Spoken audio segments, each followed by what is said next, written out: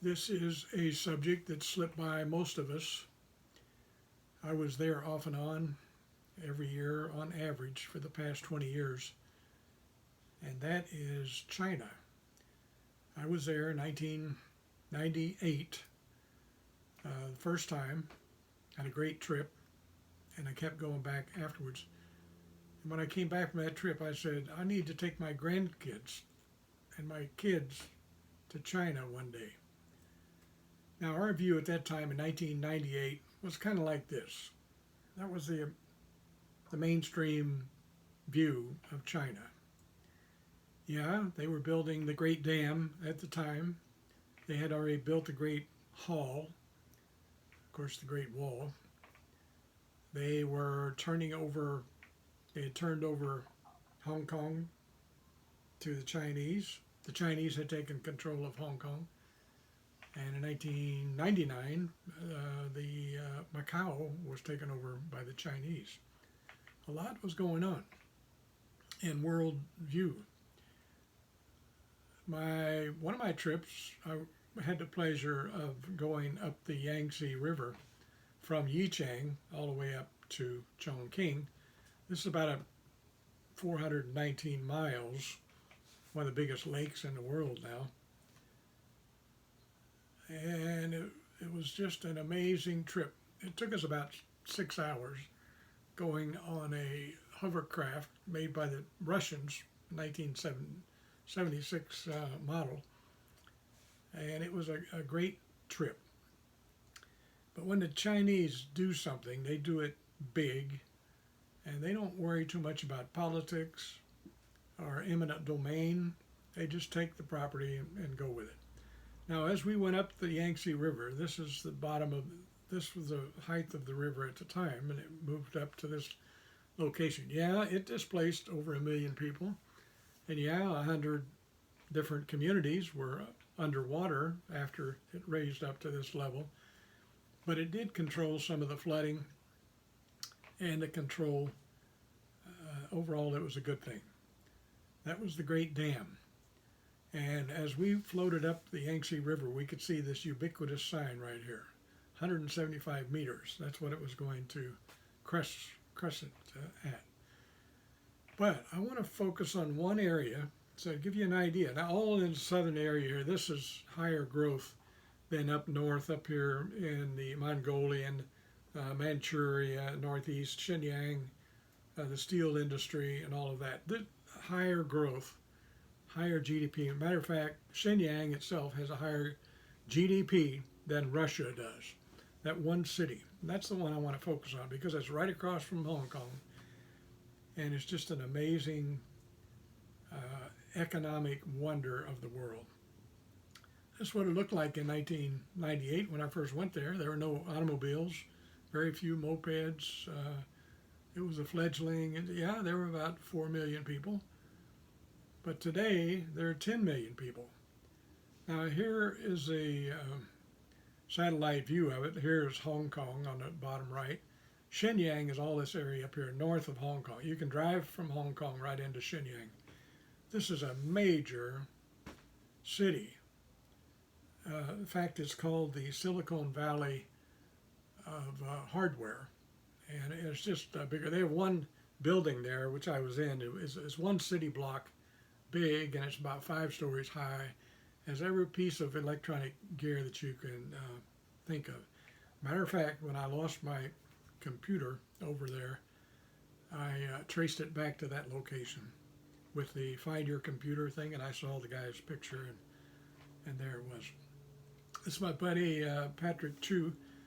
So I asked Patrick Chu if he would take my grandkids. This is his education center right here. He teaches mostly business subjects to the Hong Kongese, the Macauans, and the Chinese that come across the border from. So I had this idea that my family should see what I saw. And that's when I decided to send my 2 grandchildren over there, Cole and Lexi, and work in the summer.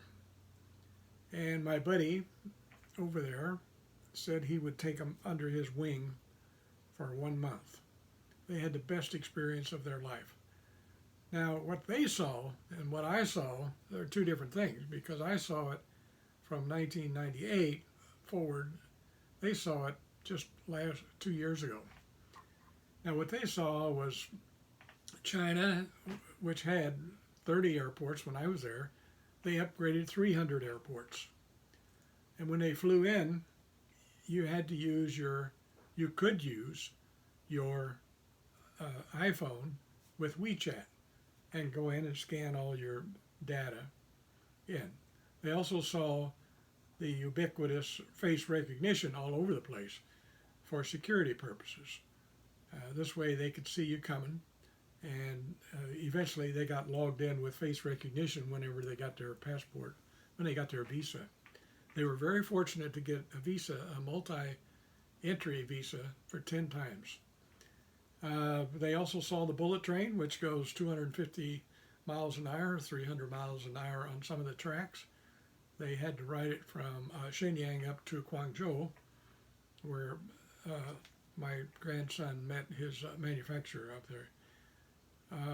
Here is a big picture. The fast track, the bullet train, goes all over China now. I remember one time when I went from Beijing, just south of there, to the University of Chufu, which is Confucius University, and it took 6 hours a night train.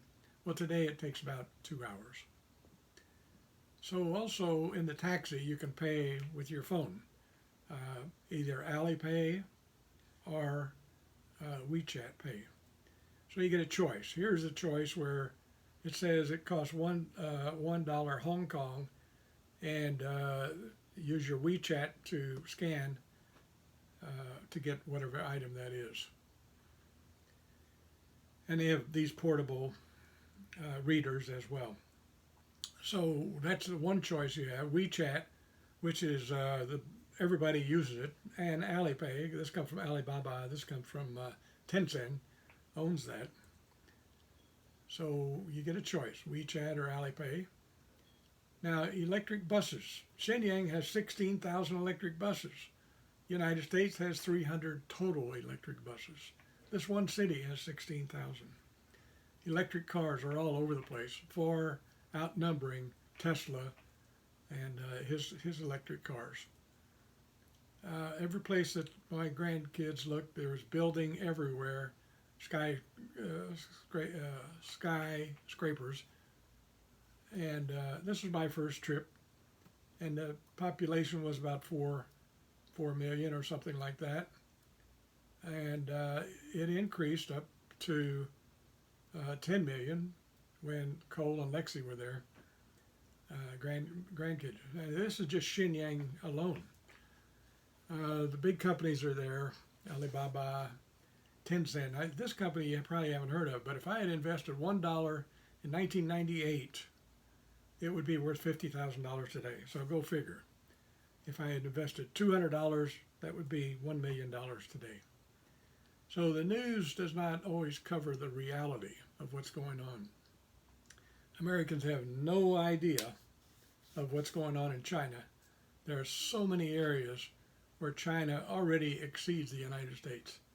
So my solution is we could collaborate and work together with China rather than stand them off on a win-lose situation. We need a win-win situation where we can help each other. 9 minutes.